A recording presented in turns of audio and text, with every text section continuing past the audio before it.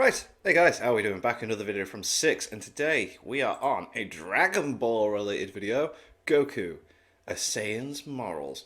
I always love 6's takes on stuff. His Naruto and Boruto videos, phenomenal, and it's nice to see that he is doing other things as well. I think he's got a Chainsaw Man one I need to check out actually on Makima. I think Clyde's also done a video on Makima. Ooh. But anyway, let's just get into this. Goku's journey isn't over because currently Dragon Ball Super is busy ruining his character, but before that, Oh my god, shots fired, Jesus Christ. Goku's journey had ended back in 1995. Goku made a lot of progress from the first time we see him on screen to the last, not just in terms of power, but he grew as a person in a lot of ways, starting from being so naive he couldn't tell that Bulma was literally being kidnapped, to becoming a father and starting a family. Aww. Goku's morals, in the simplest way I could put it, are alien, the same way he is. But what are morals? Let's define it in the most simple way possible using the Oxford Language's definition. Okay. Morals are a person's standard of behavior or beliefs concerning what is and is not acceptable for them to do. As a kid, Goku is very much so willing to kill the people he goes up against. He's not bloodthirsty or anything, he's able to be tamed and calm. And it's not like he's going out of his way to commit more murders than necessary. Yeah. During all of the Budokai, Goku doesn't try to kill his opponents, even when that opponent is the reincarnation of the Demon King Piccolo. He just wants to win and be the best martial artist. Just to quickly list all of Goku's kills as a child, he killed this talking pterodactyl, this bear man. I'm gonna guess on this number, but he probably killed at least 100 of the Red Ribbon Army soldiers. Damn, like, and then you look at Z and Goku like doesn't kill anybody. Bouillon the monster.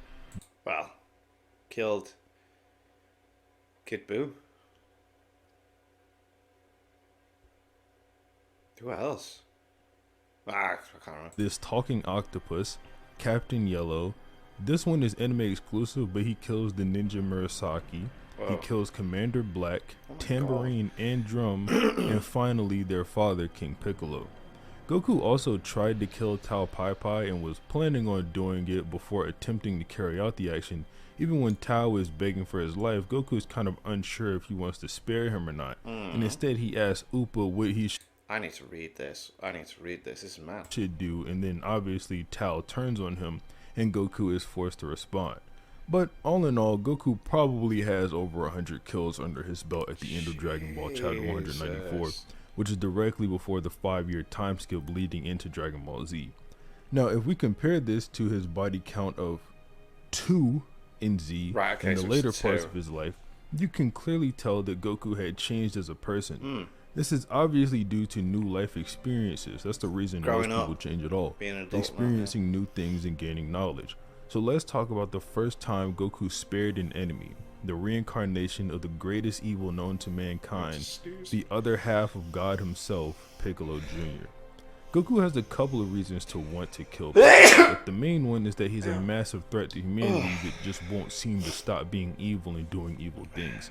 Despite this, Goku is willing to spare Piccolo because he's not ready to lose his rival.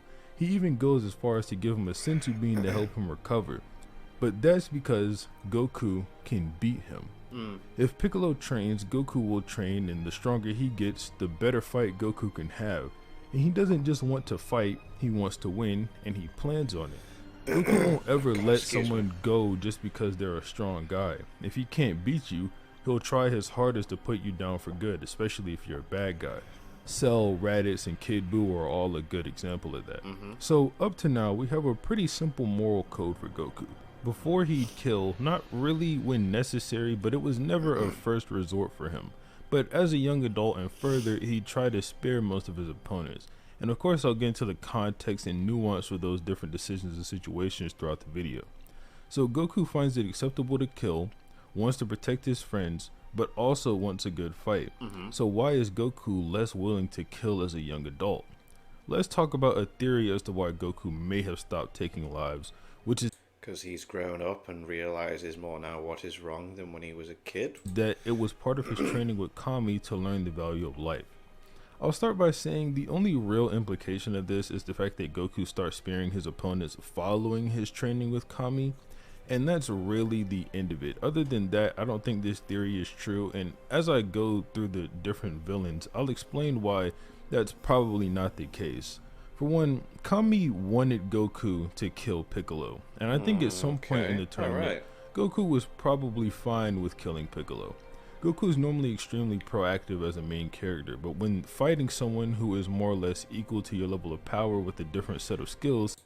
But wouldn't killing Piccolo kill Kami? Sometimes you get put into a defensive position, and defense is all about reaction. Goku wants to respond to Piccolo's blast with his Kamehameha wave, but he can't because it would kill Piccolo and in turn kill Kami, who is inside of Piccolo. Piccolo changes the circumstances first when he claims to be able to wipe out everyone present, and Krillin changes them even further with his theory about how they can revive Kami anyway. Goku's reaction is, well, now it's gotta be done. So with this, we establish a ranking in Goku's moral code. The want to protect his friends comes over the want for a good fight, because if not, he'd still not try to kill Piccolo so he could win the tournament. This is strange in a way because Goku is faced with a moral dilemma that most people generally would never be able to be put in. A real life example similar to this would be imagining two MMA fighters, and in the middle of the fight, one of them pulls out a firearm and says he's just going to end the life of everyone in the building. There is no bullet to bullet clash you can do with all of his bullets to deflect them and save everyone. Goku has superpowers and the people he fights has superpowers, so it's only natural that those would influence his decisions and allow for less limitations on the situations he's put in. Goku also has a genetic hunger for battle that makes applying the rules of what's moral or not a bit weird. It's sort of like calling a lion evil for killing a zebra, although it's obviously not that extreme since Goku can think like a human and Saiyans are so genetically similar to humans that they can reproduce together. Anyway, I don't want to get into a deep ethics debate, so I'm just going to move on from that. Before the fighting with Raditz begins, a very important piece of information about Goku's backstory is revealed to us, and that's that when he was a baby, he fell down a ravine and hit his head.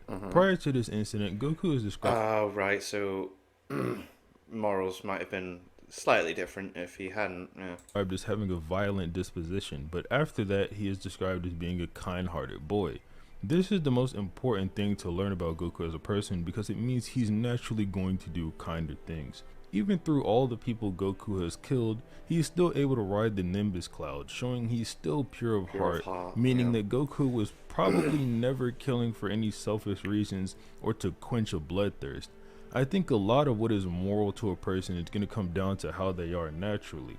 Obviously your peers and other life experiences have some dictation on that as well, but that's not really the point. I'll get more into this in a bit though. It's more important in the Frieza arc than it is here.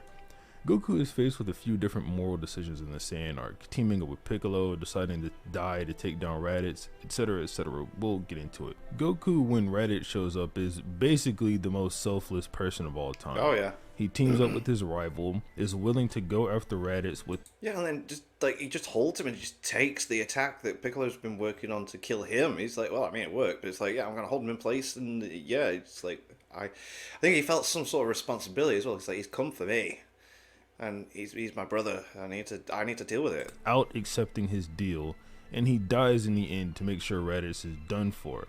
And I want to point this out for Goku, which is his accountability.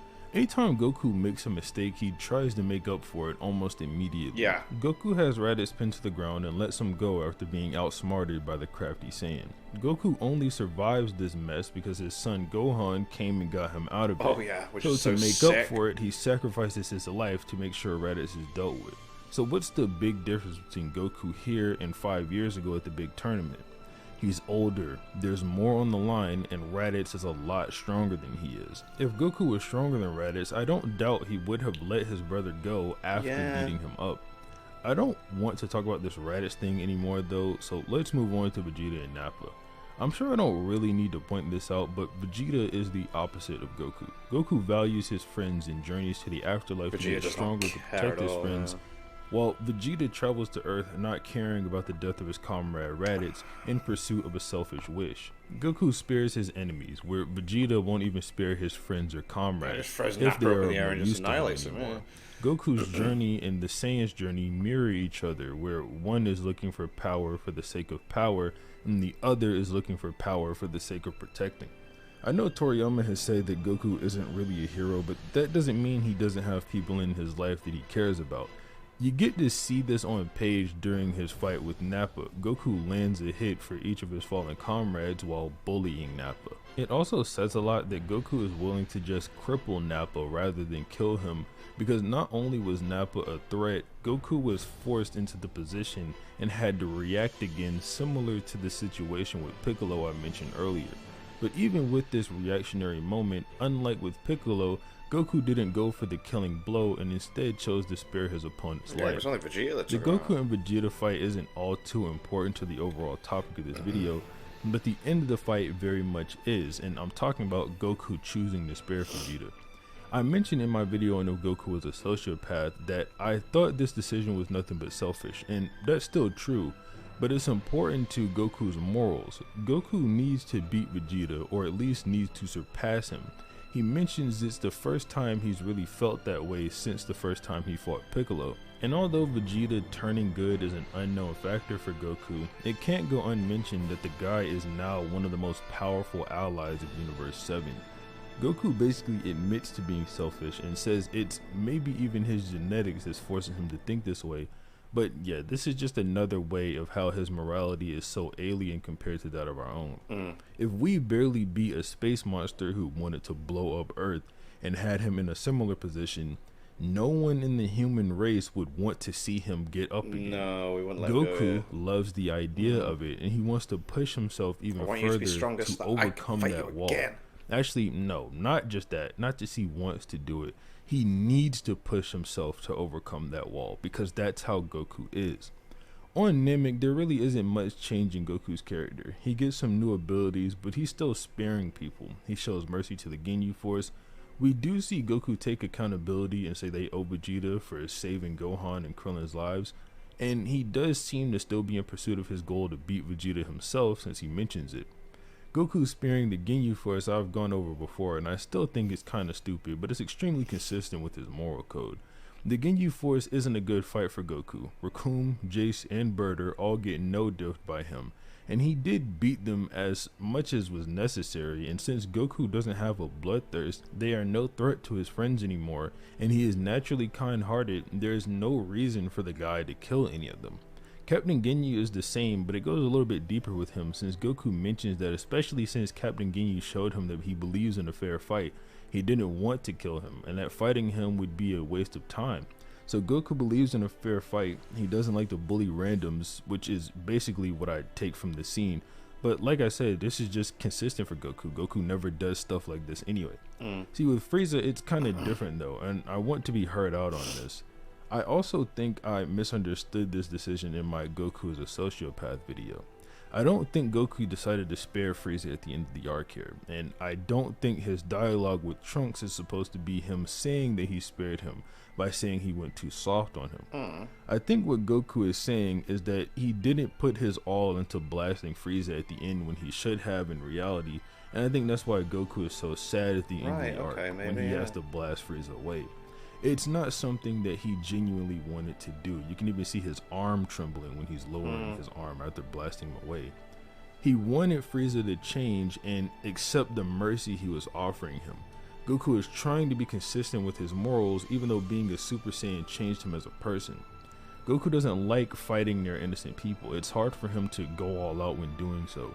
You see this before his fight with Vegeta and him waiting for Gohan and the others to clear out before fighting Frieza. Goku holds back on Frieza for the majority of the fight after he turns Super Saiyan, and especially so when the Nameks are revived, just to buy time for Gohan to get off the planet at first. Yeah, let everyone get out of the way, and then it's like, right, okay. Because it's like, I instantly think of, I know Goku and Superman are always like compared, but there is a moment in the Justice League cartoon where was it Superman says to Darkseid, Darkseid's like merged with Brainiac. He's like the ultimate thing, and then Superman's like, you know what, there's no one around. I've never been able to go all out. I've always been scared of just destroying everything, and so here I go, and he just starts going in, and the buildings are just getting ripped up, everything, and it's like, yeah, I see that. But then, so that the entire planet could be evacuated. Goku doesn't want to go, but it's deeper than that. Goku can't go, and this is just part of his morals. Goku had to settle the score with Frieza, and that's why he's okay with leaving after he beat him.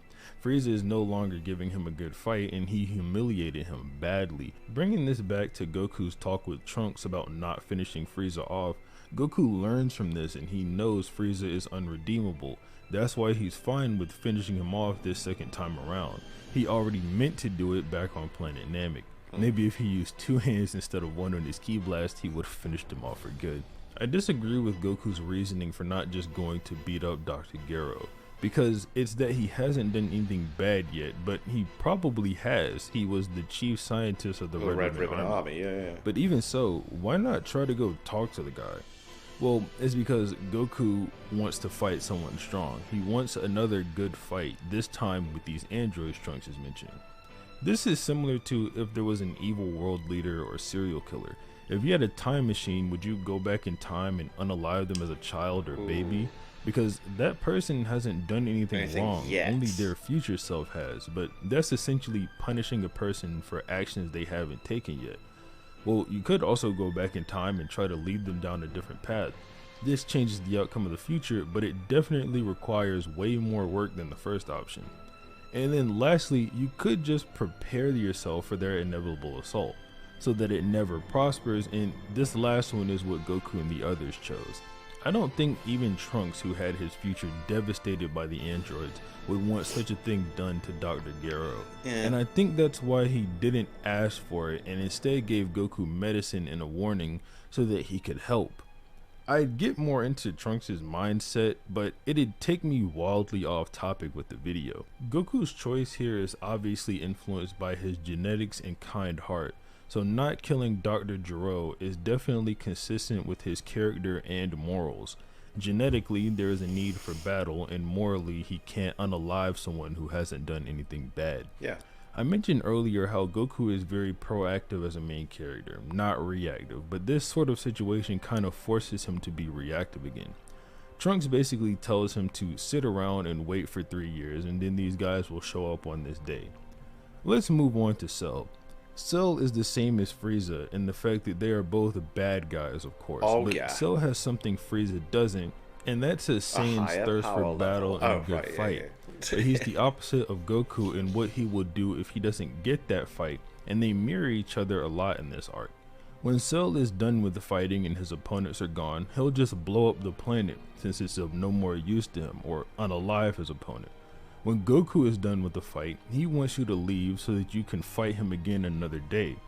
Goku and Cell both want Gohan to go full power when he fights, but Cell wants to test his own limits to crush that power, and Goku wants Cell's limits to be surpassed and for the android to be permanently defeated. Neither Goku or Cell understand Gohan as they both fail at getting through to him, which is a mistake that both of them paid for with their lives.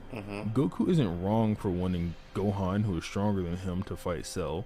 He isn't wrong for wanting the next generation to take over, and he isn't wrong for wanting the fight between Gohan and Cell to be fair. He's wrong for not understanding his son and what he wants. He's wrong for only considering how he feels. He's wrong for neglecting his training over the 10 days leading up to the Cell games, and he's wrong for placing this burden on his son. This is where Goku's accountability that I talked about earlier comes into play. Everything Goku was wrong for, he understands after it's explained to him, but it's too late to correct this mistake as Cell takes the Senzu beans out of the Z Fighter's possession. Goku would only get to take accountability and attempt to correct it later by taking Cell with him and making sure the Earth isn't destroyed by his mistake again. Because had it been Goku, he would have finished Cell off. Goku already learned some people are beyond redemption from Frieza. In his journey to Namek, that's why he urges Gohan to finish Cell off when he has the chance to. It's his fault he's not the one who was in the position to finish Cell off. So it's his fault Cell is in the huge state he's in about to explode, so he and everyone on Earth shouldn't have to pay for his mistake. So he corrects it by averting the explosion, ending his own life. Is it not ironic that both Cell and Goku meet their end because they wanted to see Gohan's full power? I think so. Let's move on to the Buu arc though. This is the section in Dragon Ball Z where Goku gets the only 2 confirmed kills under his belt from this part of the story. Two in the right, I want to say Goku didn't really kill Yakan though. Hear me out. Goku powered up and he kept his power up until he went Super Saiyan 2 and Yakan ate too much energy and unalived himself. Vegeta and Babidi both take note of this. Vegeta notices and says Goku can go past the level of Super Saiyan, and Babidi says something weird happened and Yakan expanded a lot just at the last second. I say this to say Goku only has 1 kill in Dragon Ball Z, and that's on Kid Buu. Right. But that doesn't mean it's the only thing to go over when it pertains to his morality. Goku threatens the life of Supreme Kai to fight Vegeta, but being honest, I don't know what the Supreme Kai was thinking here. They can't just ignore Vegeta. He's the next step in fighting, just like they've been fighting people before this. Vegeta is now the fighter for this floor. And on top of that, he just killed over 200 people. What is Goku gonna do? Just ignore him? Yeah, and to be honest, the Supreme Kai stepped in the middle of it and said they could only fight if it was over his dead body. So this is more like Shin's fault than it is Goku's. Goku not going full power on Vegeta is weird, but it's also consistent with his morals. Vegeta is a good fight for Goku, and Goku still thinks he can be redeemed. Goku is very consistent in this way, and it's also very consistent for him to put the lives of his friends over his good fights, like he did with Piccolo back in the 23rd Budokai. Here, Goku doesn't care about Buu until he shows a dramatic increase in power, so he wants to stop the fight. Let's remember that Goku can sense intent when he's paying attention, that is. Yeah. So him not being convinced by Vegeta's evil man speech makes sense, as Vegeta was clearly lying. Literally 2 pages after this, he knocks Goku out to go deal with the threat that he helped give birth to, trying to take accountability the same way Goku does. One of the better signs of Goku's changing is how he manipulates an already strained relationship, that being Buu and Babidi, by pointing out to Buu that there is no real reason he should be listening to him. It'd be different if Goku planned to do this, but it's something he only learned upon meeting them face to face for the first time. He tries to resolve the situation completely without using any violence at all, and with one observation followed by a question, even though he doesn't defeat Buu, he seals Babidi's fate, which starts Buu on a path to being good. If not for this, obviously Buu never would have met Hercule and never would have became friends with him. That's all cool and great, but I didn't go over his decision to not beat Buu when he had the chance, like he admitted he could later that day. Goku instead says that he doesn't really exist here, so dealing with this problem isn't his, and it should be the kids that deal with it, since they are basically the last living people who can. This is Goku's problem. I mentioned how he wasn't wrong for a lot of things in the Cell arc. His true mishap was not understanding Gohan and burdening him. But why is that an issue? It's because Goku didn't prepare Gohan for this at all. He just threw him into the battle. Yeah, straight away. Here, Goku is showing that he learned from that. He explains to Goten and Trunks exactly what they are training for and what goal they need to accomplish, and he tries his best to prepare them for that before he has to go back to the afterlife. This time, he prepares the next generation to take over instead of just saying it is what it is, and it's easy to see why he'd think this way. Last time he was right. The answer was Gohan, and Gohan's defeat of Cell proved it, but the way he made an error, he tries to fix this time. I don't think Goku is wrong for wanting the next generation to be prepared to take on these new threats if they ever arise. Goku is wrong for thinking it all has to be up to one person, but strength can often alienate you in this type of way, the same way money can in real life. Goku has been fighting battles alone his entire life. He never teams up with anyone. He's always saved the world alone, so it makes sense that he thinks that would be the way, and while his friends may have helped him in some way, he always gets the job done by himself. He fought in the tournaments himself, he beat the Red Ribbon Army himself, he teamed up with Piccolo for Raditz, but he had no choice at all. He had to make that split decision in that second to get his son back. He beat Nappa himself and had to get help against Vegeta, but he didn't consider that a legitimate win. He thought he was beaten. You get the point. Goku fights alone and wins alone and believes in fair fights, so he thinks that's the way. Even what he's teaching Goten and Trunks mirrors that. He wants the two of them to become one to fight Majin Buu and win. It doesn't have to be this way though. Goku has his one day back on Earth. He could just deal with the threat. That's why the Buu arc has such a great conclusion. Goku's attack uses everyone's energy, not just his own, to take out Buu. And when it's all said and done, Goku wants Buu to come back so he can have his best fight ever against the good guy. So Goku does progress, and he also stays consistent with his morals.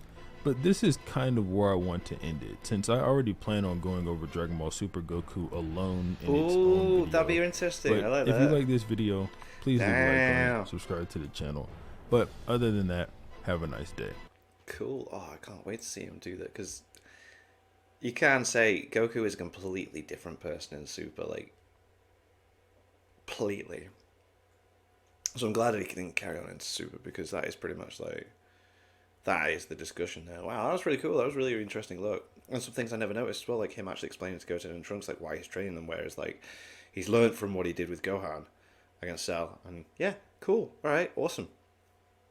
Love that. Make sure you check out my Etsy shop. Link is in the description for t-shirts and hoodies that I have designed. And thank you to my patrons. If you want to be named at the end of every video I upload, link in the description of the Patreon page. $1 a month for our support channel. It's greatly appreciated. Thank you guys for that. And thank you all for watching. What do you guys think of that? What do you guys think of this?